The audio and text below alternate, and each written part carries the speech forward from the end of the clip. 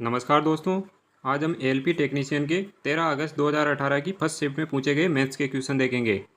आज का हमारा फर्स्ट क्वेश्चन देखते हैं। पाइप ए किसी भरे हुए टैंक को 28 घंटे में खाली कर सकती है। अगर वो 28 घंटे में खाली कर देगी तो 1 घंटे में कितना काम करेगी? 1/28 काम। और माइनस साइन यूज किया हमने यहाँ पर क्योंकि ये नेगेटिव काम कर रहा है, खाली करने का काम कर रहा है। क्वेश्चन आगे पढ़ते हैं। जबकि पाइप बी उसी खाली टैंक को 35 घंटे में भर सकती है। 35 घंटे में भर सकती है बी पाइप, तो 1 घंटे में वो कितना भरेगी? 1/35 पार्ट भरेगी। आगे बढ़ते हैं। यदि चालू करने के बाद वैकल्पिक रूप से टैंक भरा होने पर अगर पाइप ए और बी को एक के बाद एक घंटे के लिए लगातार खोल दिया जाता है, मतलब टैंक पूरी तरह से भरा हुआ है, उसके बाद क्या होगा? सबसे पहले तो टैंक ए को खोलेंगे, फिर उसके बाद टैंक बी को खोलेंगे, फिर ए को खोलेंगे, फिर बी को खोलेंगे। इस तरह से अल्टरनेटिवली एक एक घंटे के लिए उनको खोलते चले जाएंगे। तो वो पूछ रहा है कि टैंक को टोटल खाली होने में कितना टाइम लगेगा। तो देखो, ए जो है 1/28 -1/28 काम कर रहा है, बी 1/35 काम कर रहा है, सी -1/28 काम कर रहा है। इस तरह से ये टोटल काम कितना करेंगे? टोटल काम करेंगे -1। माइनस साइन लगाया क्योंकि ये नेगेटिव काम करना है, इनको टोटल उस टंकी को खाली करना है। अब देखो यहाँ पर -1/28 प्लस 1/35, -1/28 प्लस 1/35। अब इस तरह से ये कितनी टर्म है वो हमें मालूम नहीं है, तो इन दोनों को एक जगह लेकर के x से मल्टीप्लाई कर देंगे कि ये डबल डबल कितनी टर्म है, x इक्वल टू -1 तो है ही इधर। और जब इसको सोल्व करेंगे तो हमारे पास x की वैल्यू आएगी 140। अभी 140 हमारा आंसर नहीं है, हमने यहाँ पर दो टर्म को मिला करके एक सिंगल बनाया था। तो जो हमारी x की वैल्यू आई, इसको वापस से डबल करना पड़ेगा। तो डबल करेंगे तो कितना आएगा? 240। मतलब उनको 240 घंटे लग जाएंगे उस टंकी को खाली करने में। तो इसका आंसर आएगा 240 घंटे। इसका 271 नहीं आएगा, ये गलत है। नेक्स्ट क्वेश्चन है। पीटर और प्रीति के उम्रों में 5 वर्ष का अंतर है। तो पीटर की उम्र तो मान लेते हैं पीई और प्रीति की मान लेते हैं पीआर। इन दोनों का डिफरेंस कितना है? 5 साल का। तो एक इक्वेशन तो ये बन गई। आगे क्वेश्चन पढ़ते हैं। 35 वर्ष पहले जब दोनों का विवाह हुआ था, उस समय पीटर की उम्र का 4 गुना प्रीति की उम्र के 5 गुने के बराबर था। अब 35 साल पहले दोनों की उम्र क्या होगी? 35 साल पहले दोनों की उम्र 35 साल कम हो जाएगी। तो दोनों की उम्र में से 35 साल माइनस कर देंगे। और 35 साल पहले और क्या हुआ था कि पीटर की उम्र का 4 गुना और प्रीति की उम्र का 5 गुना दोनों बराबर थे। ये क्वेश्चन बोल रहा है। तो एक इक्वेशन बन जाएगी हमारे पास ये। अब ये भी पीई और पीआर में इक्वेशन है और ये भी पीई और पीआर में इक्वेशन है। जब दोनों को सोल्व कर लेंगे तो हमारे पास पीई और पीआर की वैल्यू आ जाएगी। अब वो क्या पूछ रहा है? वर्तमान में दोनों की उम्रों का योग क्या होगा? तो वर्तमान में दोनों की उम्र हमने क्या मानी थी? पीई और पीआर। इन दोनों को ऐड कर देंगे तो हमारे पास आंसर आ जाएगा 115 वर्ष। अगला क्वेश्चन देखते हैं। The length of one side of a rhombus is 41 centimetre and it's area is 720 centimetre square. एक रोम्बस क्या होता है? जिसकी सभी साइड बराबर हो और उसके डायगोनल्स एक दूसरे के परपेंडिकुलर हो। तो रेड कलर में जो डायगोनल्स दे रखे हैं ये एक दूसरे के परपेंडिकुलर है और ये सभी साइड्स क्या हो जाएगी? 41 सेंटीमीटर की। अब हमें इसका एरिया दिया है कितना? 720 सेंटीमीटर स्क्वायर। तो इसका एरिया जो है रोम्बस का क्या होता है? इसका फॉर्मूला 1/2 P × Q। यहाँ पर P और Q क्या है? इन दोनों डायगोनल्स की लेंथ। तो इन दोनों डायगोनल्स को मल्टीप्लाई करके 2 से डिवाइड करेंगे तो इसका एरिया आ जाएगा। तो area equal to 720 equal to 1/2 P × Q, इस तरह से लिख सकते हैं। तो हमारे पास इससे PQ की वैल्यू आ जाएगी 1440। अब इसमें एक इक्वेशन और बनानी पड़ेगी हमें। एक इक्वेशन क्या बनाएंगे? ये 41 ये कर्ण है और ये Q जो खड़ी वाली डायगोनल है, इसको हमने Q माना था, तो ये इसकी आधी क्या हो जाएगी? Q/2। तो ये Q/2 का स्क्वायर प्लस ये आधी वाली डायगोनल P मानी थी हमने, तो इसका आधा क्या हो जाएगा? P/2। तो P/2 का स्क्वायर। जो समकोण त्रिभुज है, राइट एंगल ट्रायंगल, उसका पाइथागोरस थ्योरम लगाइए हमने यहाँ पर। कर्ण का स्क्वायर इक्वल टू लंब का स्क्वायर प्लस आधार का स्क्वायर। अब इसमें आप दो काम कर सकते हो, या तो P की वैल्यू इसमें से उठा करके इसमें रख दो और फिर Q की वैल्यू आ जाएगी और फिर P की वैल्यू निकाल लेना। लेकिन ये बहुत लेंथी हो जाएगा, 15-20 मिनट आराम से बर्बाद हो जाएंगे एग्जाम में। तो इसमें आपको क्या करना है? इसमें पूछा क्या है? What is the sum of the length of its diagonals. तो देखो, सम का स्क्वायर अगर हम करते हैं, इन दोनों डायगोनल्स के सम का स्क्वायर करते हैं तो कैसे करेंगे? P² + Q² + 2PQ। अब हमारे पास PQ की वैल्यू है, PQ की वैल्यू कितनी है? 1440। तो यहाँ पर 1440 रख करके 2 से मल्टीप्लाई कर लेंगे। और P² + Q² कैसे आएगा? इस वाली इक्वेशन से आएगा। इस वाली इक्वेशन से P² + Q² कितना आएगा? 41 × 41 × 4। क्योंकि ये जो नीचे 2 है, इसका स्क्वायर होकर के ये इधर आकर के मल्टीप्लाई हो जाएगा 41 स्क्वायर से।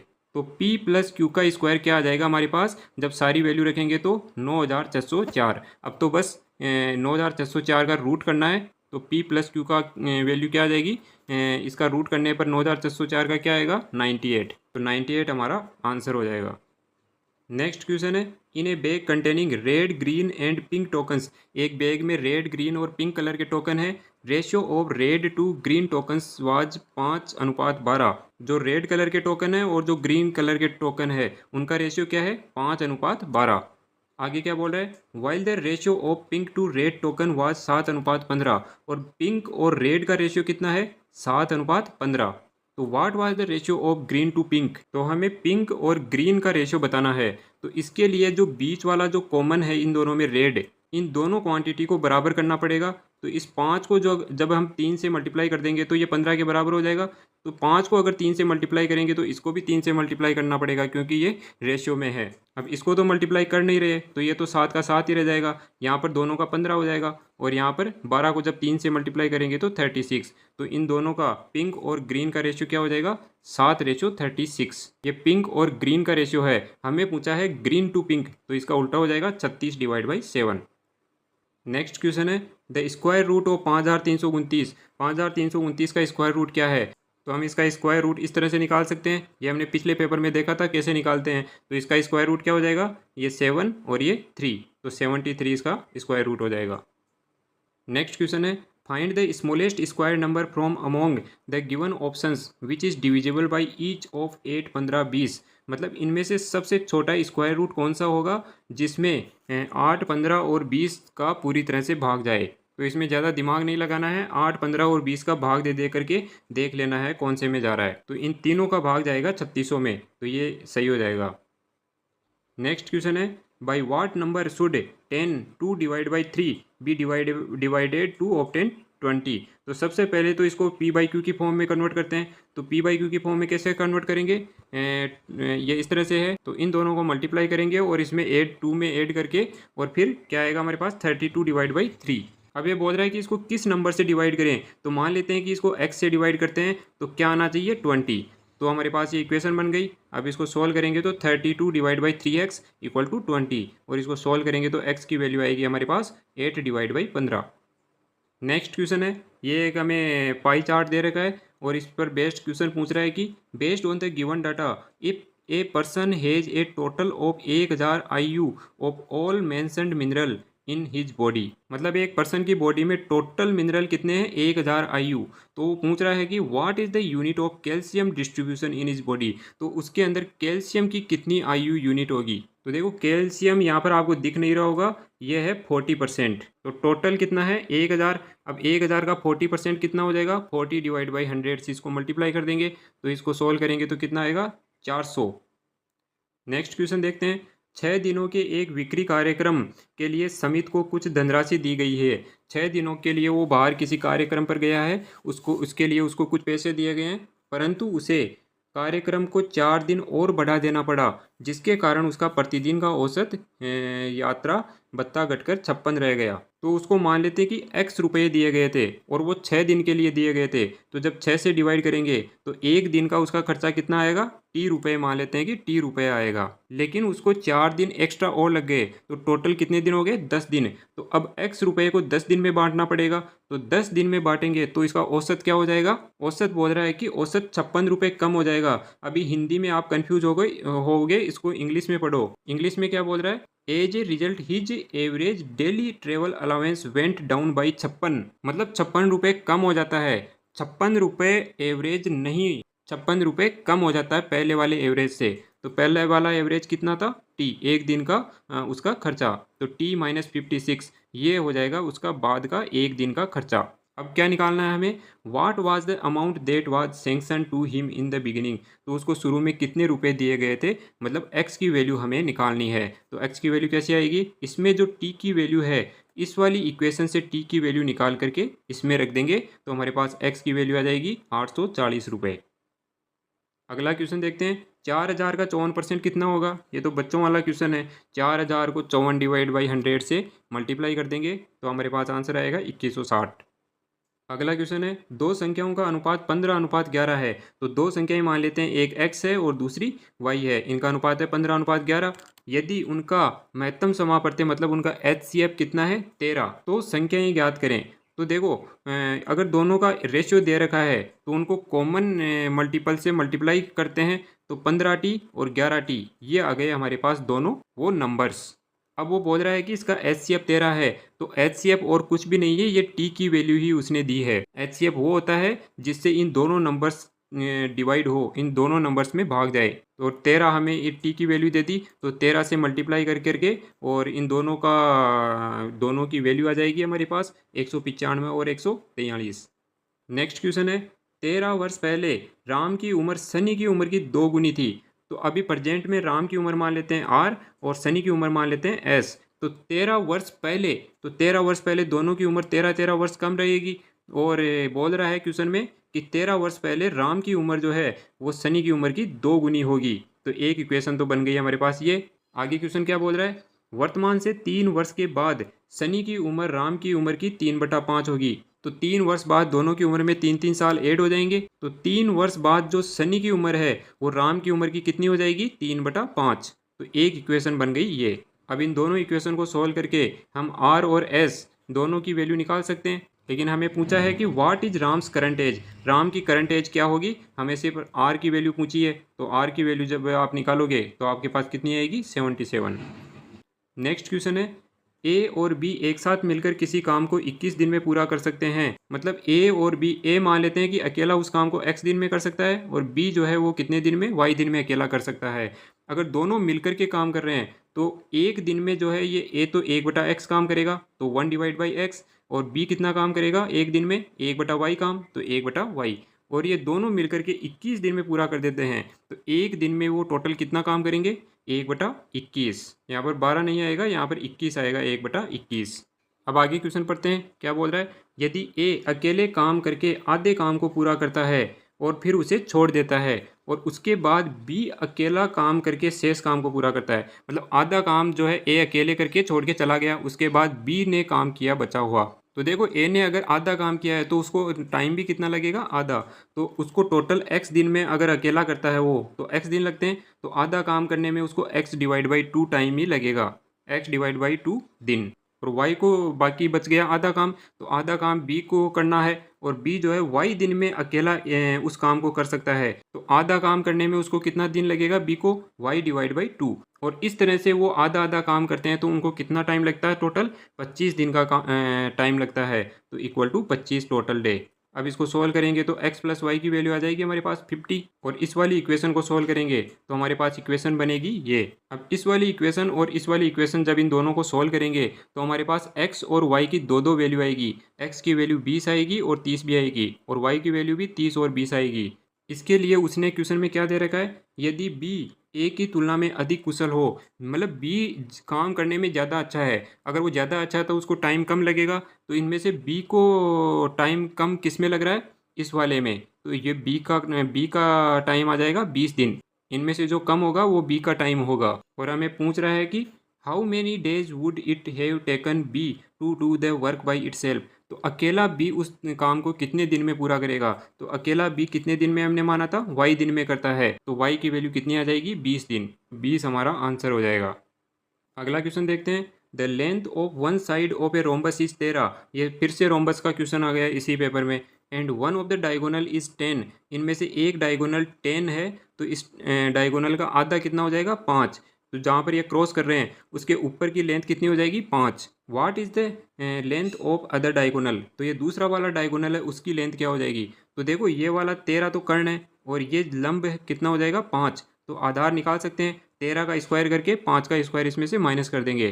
तो ये वाली पाइथागोरस थ्योरम लगा देंगे इसमें, तो x की वैल्यू आएगी 12। तो हमारे पास ये वाली लेंथ आ जाएगी 12। हमें तो टोटल डायगोनल निकालना है, तो टोटल डायगोनल तो इसका डबल हो जाएगा। तो 12 और 12 कितना हो गया 24। तो 24 फर्स्ट ऑप्शन। नेक्स्ट क्वेश्चन है, Rathin is now 16 year old while his cousin is 7 year old. अभी प्रेजेंट में राथिन की एज तो कितनी है 16 और उसकी कजन की एज c मान लेते हैं, तो c की वैल्यू क्या हो जाएगी 7। After how many years will Rathin's age be 1.5 times that of his cousin. कितने साल बाद राथीन की उम्र उसकी कजन की 1.5 गुनी हो जाएगी। तो मान लेते हैं कि एक्स साल बाद में ऐसा होता है, तो एक्स साल बाद में दोनों की उम्र एक्स एक्स एड हो जाएगी। यहाँ पर 5 नहीं आएगा, यहाँ पर आएगा एक्स। तो क्वेश्चन में दे रखा है कि एक्स साल बाद में 1.5 गुना हो जाती है राथीन की उम्र। अब हमारे पास आर की वैल्यू 16 दे रखी है और सी की वैल्यू 7 दे रखी है। ये दोनों वैल्यू इसमें पुट करके एक्स की वैल्यू निकाल सकते हैं। एक्स की वैल्यू आएगी हमारे पास 11 साल। नेक्स्ट क्वेश्चन है, किसी कक्षा के सभी 10 लड़कों का एक परीक्षा में औसत प्राप्तांक 15 है। अब इसमें मान लेते हैं कि टोटल लड़कों के मार्क्स कितने हैं, एक्स, उनको ऐड करने पर, और लड़कों की संख्या कितनी है 10, तो इनका एवरेज मार्क्स कितना आएगा 15। जबकि कक्षा के सभी 25 छात्रों का इसी परीक्षा में औसत प्राप्तांक 16.2 था। सभी का योग मतलब लड़के और लड़कियां दोनों का, तो लड़के और लड़कियां टोटल कितनी है 25, तो नीचे तो 25 से डिवाइड होगा, और टोटल इनके मार्क्स का योग कितना हो जाएगा, लड़कों का प्लस लड़कियों का, तो x प्लस वाई ऊपर आ जाएगा, नीचे divide by 25 is equal to, question में दे रखा है कि ये औसत कितना होगा 16.25। अब इसमें से x की वैल्यू निकाल करके इसमें रखेंगे और इससे फिर y की वैल्यू भी आ जाएगी, तो x और y दोनों की वैल्यू आ गई हमारे पास। अब वो पूछ रहा है कि what is the mean score of girls, तो गर्ल्स कितनी है 15। अगर टोटल लड़के जो के टोटल छात्र कितने हैं 25, इसमें से 10 लड़के हैं, तो 25 माइनस 10 कितना हो गया 15, तो 15 लड़कियां हो जाएगी। और लड़कियों के जो मार्क्स है उनका सम कितना y माना था हमने, तो y डिवाइड बाई 15 कर देंगे तो हमारे पास लड़कियों का औसत आ जाएगा, और y की वैल्यू इन दोनों इक्वेशन से आ जाएगी। तो कितना आएगा लड़कियों का औसत, इसका आएगा आंसर 17। नेक्स्ट क्वेश्चन है, एक टेबल दे रखी है और क्वेश्चन पूछ रहा है कि in south what is the percentage of seats won by party A. मतलब ये पार्टियां दे रखी है चार, इनमें से ए पार्टी जो है साउथ में कितने परसेंट सीट जीतेगी। तो देखो साउथ में ए पार्टी ने कितनी जीती 40 सीट, तो 40 तो आ जाएगा ऊपर, और नीचे कितना आएगा, साउथ में टोटल सीट्स कितनी है, टोटल सीट्स है 40, 6, 83 और एक को ऐड कर देंगे तो टोटल कितना आएगा 130। तो जब 40 को 130 से डिवाइड करके 100 से मल्टीप्लाई करेंगे तो हमारे पास परसेंटेज आ जाएगा, कितना आएगा 30.8%। अब नेक्स्ट क्वेश्चन देखते हैं क्या बोलता है। Vishnu spends 5,000 in buying 12 tables and some chairs. मतलब 5,000 रुपये वो खर्च कर देता है 12 टेबल्स खरीदने में। तो टेबल्स तो 12 है और एक टेबल का रेट मान लेते हैं कि एक्स है, तो 12 मल्टीप्लाई एक्स, ये तो टेबल्स का खर्चा आ जाएगा। और कुछ चेयर्स भी खरीदता है, तो मान लेते हैं कि वाई चेयर्स खरीदता है और एक चेयर की रेट क्या है टी, तो टी वाई ये टोटल चेयर्स का कॉस्ट हो जाएगा। तो एक इक्वेशन बन गई है हमारे पास ये। अब आगे क्वेश्चन पढ़ते हैं। Cost of one table is 50 रुपये। मतलब टेबल का कॉस्ट कितना माना था हमने एक्स, तो एक्स की वैल्यू उसने दे दी 50 रुपये। और आगे क्या बोल रहा है, and that of one chair is 40, और एक चेयर का कॉस्ट भी हमें दे दिया 40 रुपये, मतलब वाई की वैल्यू भी हमें दे दी। तो जब एक्स की वैल्यू और वाई की वैल्यू यहाँ पर रख करके हम सोल्व करेंगे तो हमारे पास टी की वैल्यू आ जाएगी, कितनी आएगी 110। अब वो पूछ रहा है कि what is the ratio of number of chairs to the number of tables. तो नंबर ऑफ चेयर्स तो हमें निकालनी थी, हमने निकाल ली 110, तो नंबर ऑफ चेयर्स तो ऊपर रख देंगे। और नंबर ऑफ टेबल्स कितनी है, नंबर ऑफ टेबल्स तो उसने क्वेश्चन में पहले ही दे रखी है 12, तो 110 डिवाइड बाई 12, जब इसको सिंप्लीफाई करेंगे तो हमारे पास आंसर क्या आएगा 55 डिवाइड बाई 6। नेक्स्ट क्वेश्चन देखते हैं। 6% प्रतिवर्ष साधारण ब्याज की दर पर एक धनराशि 6.5 वर्षों में 834 हो जाती है, तो प्रारंभ में निवेशित की गई राशि क्या होगी। तो देखो ये साधारण ब्याज की बात कर रहा है, तो साधारण ब्याज के लिए फॉर्मूला क्या होता है, interest is equal to sum multiply rate multiply time divide by 100। अब यहाँ पर इंटरेस्ट हमें नहीं दे रखा है, इंटरेस्ट कैसे निकालेंगे, टोटल वो 6.5 साल में 834 रुपये हो जाता है, तो 834 में से अगर हम सम हटा देंगे तो इंटरेस्ट आ जाएगा, तो 834 माइनस एक्स, ये तो मान लिए ये तो आ गया हमारे पास इंटरेस्ट। अभी हमने सम एक्स माना था तो यहाँ पर सम की जगह एक्स ही रहने देंगे। और रेट कितना दे रखा है हमें 6%, और टाइम कितना दे रखा है 6.5 साल डिवाइड बाई 100। अब इसको जब सोल्व करेंगे तो हमारे पास एक्स की वैल्यू आ जाएगी, और एक्स की वैल्यू ही वो पूछ रहा है कि कितनी धनराशि जो है निवेश की गई थी, तो 600 रुपये निवेश किए गए थे। नेक्स्ट क्वेश्चन है, 48 एंड 54 का लेस क्या होगा। 48 और 54 का एलसीएम हमें निकालना है, तो ये तो आराम से आ जाएगा एलसीएम। तो 48 का सबसे पहले तो प्राइम फैक्टर्स निकाल लेंगे, फिर 54 के निकाल लेंगे, और इनके जो कॉमन है उनको तो एक ही बार लेंगे, और फिर जो बच गए उनको भी लेना है। तो हमारे पास इस तरह का बनेगा ये इन दोनों के एलसीएम के फैक्टर्स। लेकिन इस वाले को ऑप्शन में नहीं दे रखा है, ऑप्शन में दे रखा है 6, 8, 9। ये कैसे आया, जब इस वाले 2 को और इस वाले 3 को मल्टीप्लाई करेंगे तो 6 आएगा। और 8 कैसे आया, जब इन बीच वाले तीनों को मल्टीप्लाई करेंगे तो 8, और इन लास्ट वाले 3 को मल्टीप्लाई करेंगे तो आएगा 9। तो ये वाला और ये वाला सेम ही है, बस इसने बीच बीच में से मल्टीप्लाई करके और फिर ये ऑप्शन में दे दिया, तो हमारा आंसर हो जाएगा फर्स्ट।